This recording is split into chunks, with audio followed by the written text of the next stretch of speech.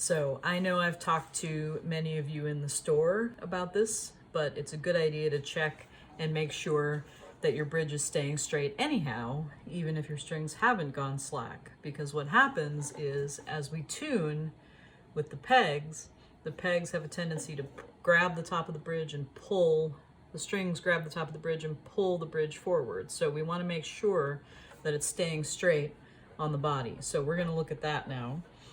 This is useful if you need to tune up slack strings or just in general to check if your bridge is staying put.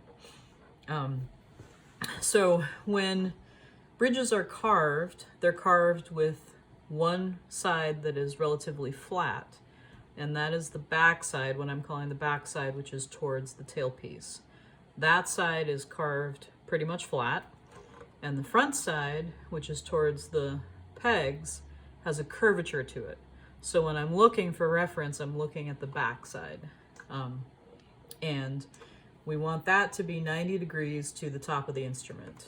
And it's hard to look at with everything being curved, so sometimes you can use a business card for reference. You can put it in there and see if you're 90 degrees there.